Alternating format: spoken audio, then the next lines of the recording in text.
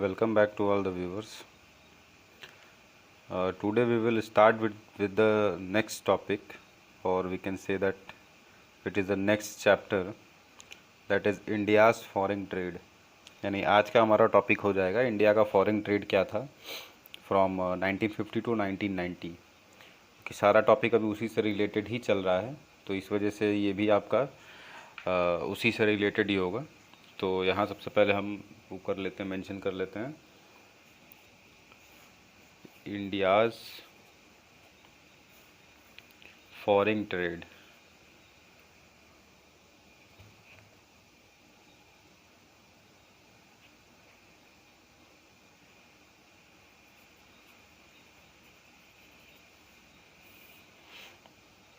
अब India's foreign trade का मतलब यहाँ पे क्या है और किस किस तरीके से। फॉरेन ट्रेड का मतलब होता है जहाँ एक्सपोर्ट इंपोर्ट की बात की जाती है, जहाँ पे हमारा देश जो है एक्सपोर्ट या इंपोर्ट का जब करता है अपने अपने डोमेस्टिक कंट्री या अपने डोमेस्टिक बाउंड्रीज़ के अलावा, जब वो इंटरनेशनल बाउंड्रीज़ में जाके एक्सपोर्ट इंपोर्ट का काम देखता है, तो उसको हम लोग बोलते हैं फॉरेन ट्रेड।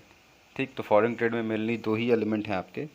एक आपका एक्सपोर्ट होता है, सामान बेचना, और या फिर होता है आपका इंपोर्ट, जिसका मतलब होता है सामान खरीदना। जो खरीद बेच हम लोग नॉर्मल करते हैं अपने इकोनॉमी में या अपने बाउंड्रीज़ के अंदर में, तो उसको बाय एंड सेल कहा जाता है। बट अगर वही चीज़ हम अगर बाहर के किसी देश के साथ करते हैं, that is known as export and import.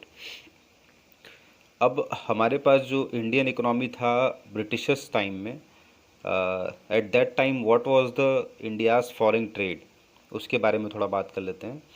तो ब्रिटिश क्या था, exploited the Indian economy as their colony, इसीलिए उनको कॉलोनियल भी कहा जाता है, क्योंकि वो अपने तरीके से हमारा पूरा तरीके से शोषण किए।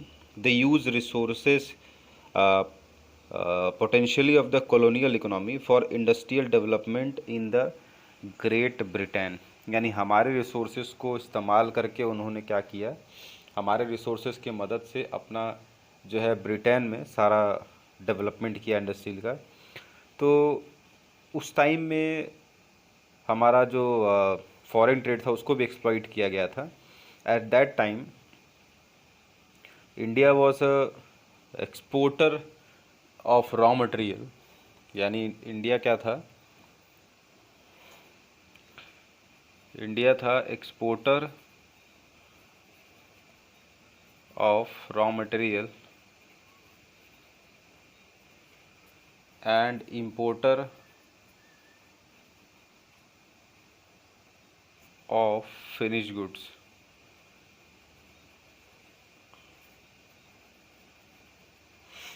तो कहने का मतलब ये है कि इंडिया क्या हो जाता था, एक्सपोर्टर होता था रॉ मटेरियल का। जो भी रॉ मटेरियल हमारे देश में आते थे वो हम लोग एक्सपोर्टर थे, रॉ मटेरियल बेचते थे, और जो फिनिश गुड्स बन जाते थे उन उन रॉ मटेरियल से उसको वापस अपने देश में खरीदते थे। तो ये तो जस्ट अपोजिट था, क्योंकि ऐसा कोई कंट्री नहीं करता। हम लोग क्या करते हैं कि रॉ मटेरियल जो है अपने यहाँ खरीदते हैं, अपने यहाँ सामान बना के फिनिश गुड्स फिर बेचते हैं। यहाँ हमारे यहाँ उस टाइम उल्टा करवाता था, जो ब्रिटिशर्स थे वो हमसे उल्टा काम करवाते थे। वो हमसे एक्सपोर्ट करवाते थे रॉ मटेरियल और वहाँ से इंपोर्ट कराते थे ये फिनिश गुड्स को। लेकिन जो बैलेंस ऑफ पे ट्रेड था वो फेवरेबल कभी दिखाता था, कि एक्सपोर्ट्स जो है हमेशा ज़्यादा होते थे इंपोर्ट से, और ज़्यादा होंगे भी क्योंकि हम ज़्यादा रॉ मटेरियल एक्सपोर्ट करते थे लेकिन इंपोर्ट्स के समय कम करते थे। तो इस वजह से हमारा जो बैलेंस ऑफ ट्रेड होता है, बैलेंस ऑफ ट्रेड क्या होता है कि ये रिकॉर्ड करता है कितने goods and services export import किए, goods sorry only goods export and import किए गए। तो वो हमारा जो है हमेशा फेवरेबल था। फेवरेबल मतलब कि हमेशा एक्सपोर्ट जो है ज़्यादा रहता था। उसके बाद फिर है 1946 और 47 में, यानी जब when India got independence, at that time excess of exports over imports were estimated as of ₹31 crore. यानी जो आपका फेवरेबल बीओटी था, यानी एक्सपोर्ट और इंपोर्ट का जो डिफरेंस था, एक्सपोर्ट ऑलरेडी ज़्यादा ही था, तो 31 करोड़ था। उसके बाद जो बैलेंस ऑफ ट्रेड था वो पूरी तरीके से कम होके लगभग 14 करोड़ तक पहुंचा। यानी उस समय 1946-47 में जो था 31 करोड़, वही जो है फिर आगे नेक्स्ट ईयर में 1947 टू 48 जो है ये श्रिंक कर गया है और हो गया आपका 14 करोड़। उसी तरीके से फिर ये रिगार्डलेस इसमें ग्रोथ देखने को नहीं मिला, तो ये करके हमेशा से डिक्रीज़ करता रहा। तो अलग अलग जो प्लान्स बनाए गए, अलग अलग प्लान्स का अलग अलग इम्प्लीमेंटेशन रहा, अलग मतलब जो एक्सपोर्ट इंपोर्ट का जो पूरा डाटा रहा वो बिल्कुल अलग अलग था, हर प्लान में अलग चीज़ों को रखा गया। तो मेन हमारा मुद्दा यही था कि इंडिया क्या है, हमारा एक्सपोर्टर हो गया था उस समय रॉ मटेरियल का और इम्पोर्टर हो गया था आपका फिनिश गुड्स का। अब हम देख लेते हैं कि कंपोजिशन ऑफ फॉरेन ट्रेड, हमारे जो फॉरेन ट्रेड है उसमें क्या क्या चीज़ें जो हैं आती हैं। तो ये हो जाएगा आपका कंपोजिशन ऑफ फॉरेन ट्रेड। तो कंपोजिशन ऑफ फॉरेन ट्रेड का मतलब फॉरेन ट्रेड के अंदर क्या क्या चीज़ें आती हैं। तो सबसे पहली बात तो हमारा जो फॉरेन ट्रेड के अंदर जो चीज़ें हैं, मतलब कौन कौन से आइटम्स हैं एक्सपोर्ट इंपोर्ट के, तो इंडिपेंडेंस के बाद जो हमारे पास है वो सब बहुत चेंजेस आए थे उसमें।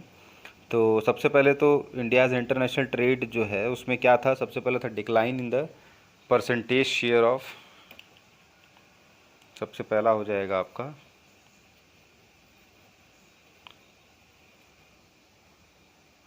डिक्लाइन इन परसेंटेज शेयर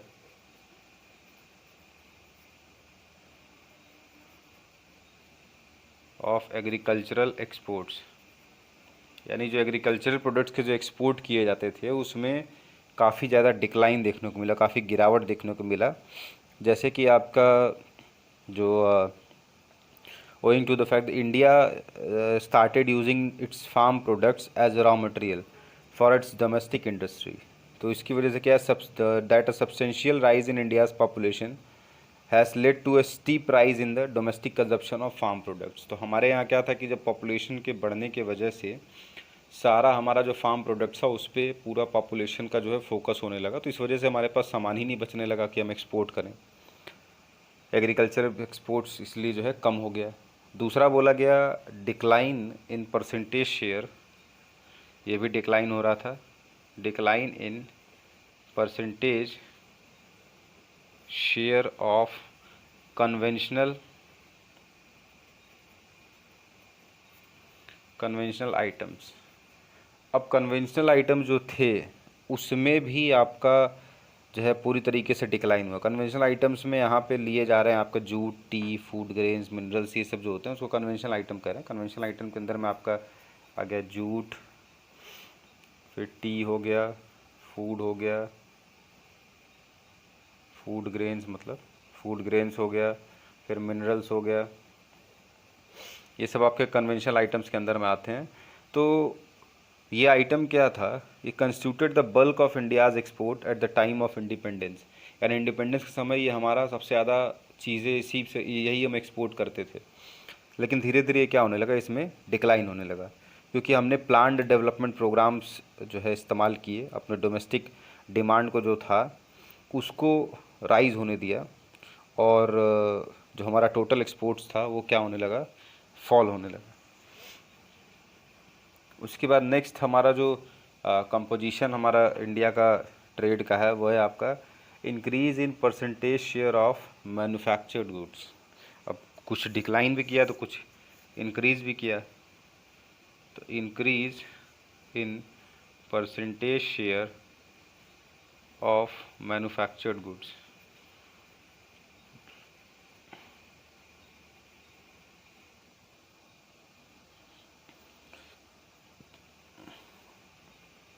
यानी हमारे जो मैन्युफैक्चर्ड गुड्स थे उसमें काफ़ी ज़्यादा इंक्रीमेंट देखने को मिला, कि हमारा मैन्युफैक्चर्ड गुड्स काफ़ी हद तक इंक्रीज़ किया। और इसमें जो आपके जो टोटल एक्सपोर्ट्स थे वो बढ़ने लगे मैन्युफैक्चर्ड गुड्स से, क्योंकि ओरिजिनली तो हम लोग ये गुड्स मैन्युफैक्चर्ड गुड्स को हम लोग क्या इंपोर्ट कराते थे, लेकिन इधर क्या हुआ, उल्टा होने लगा। तो एक्सपोर्ट्स हम लोग जो है करने लगे मैन्युफैक्चर्ड गुड्स का, तो इसके वजह से इसमें काफ़ी ज़्यादा सब्सटेंशियल राइज देखने को मिला। तो ये पूरे हमारे जो है कंपोजिशन है इंडिया फॉरेन ट्रेड का, जो कि हमारा इंडिया उस समय बैकवर्ड इकोनॉमी और स्टैटिक इकोनॉमी के नाम से जाना जाता था, लेकिन धीरे धीरे धीरे करके उसमें काफ़ी ज़्यादा इम्प्रूवमेंट देखने को मिले, और वो इम्प्रूवमेंट जो है पॉजिटिव थे, क्योंकि जो एक्सपोर्टर और इम्पोर्टर वाली बात यहाँ पे कही गई, तो उसी हिसाब से हमारा एग्रीकल्चरल एक्सपोर्ट्स कम हुआ, कन्वेंशनल आइटम्स के जो थे वो भी कम हो गए थे, लेकिन हमारा जो मैन्युफैक्चर्ड गुड्स था वो बढ़ा। तो इस तरीके से हमारा पूरा का पूरा हमारा फॉरेन ट्रेड डायरेक्टेड था। फिर जो है डायरेक्शन ऑफ फॉरेन ट्रेड अगर हम बात करें, तो हमारा जो है कहाँ कहाँ हमारा ट्रेड जाता था, तो हमारे जो ट्रेडिंग पार्टनर्स थे वो काफ़ी ज़्यादा एक्सपेंड करने लगे, क्योंकि हमारे जो प्रोडक्ट थे वो काफ़ी हद तक काफ़ी अच्छे मार्केट पाने लगे, क्योंकि लोग उसका डिमांड करने लगे। इंटरनेशनल मार्केट में हमारे प्रोडक्ट की डिमांड बढ़ गई काफ़ी अच्छे तरीके से। तो इस वजह से जो हमारे मेजर ट्रेडिंग पार्टनर्स हुआ करते थे वो हैं आपके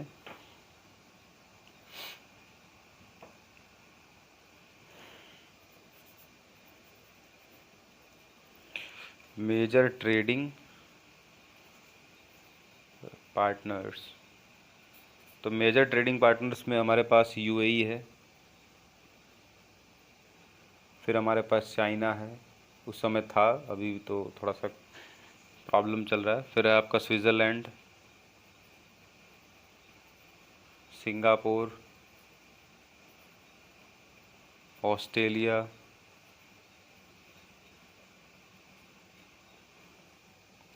ईरान, फिर आपका हांगकांग,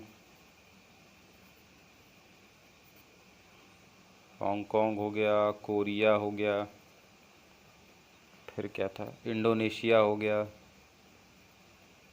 यूके हो गया आपका, फिर पूरा जापान हो गया,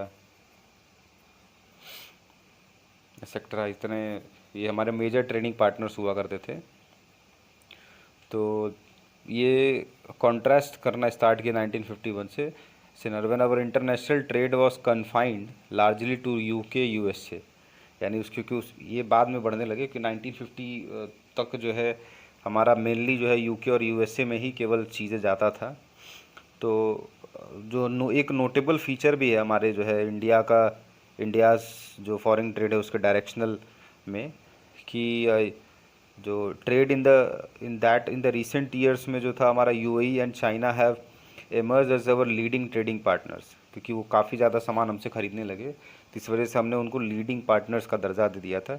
USA which was our leading partner in 2007 and 8 has slip to the third position.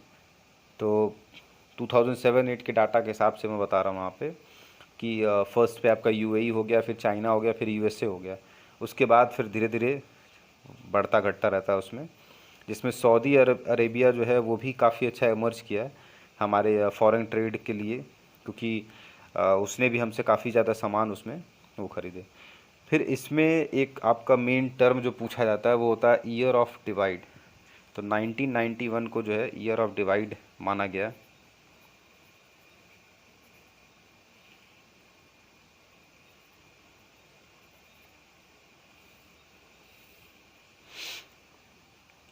क्योंकि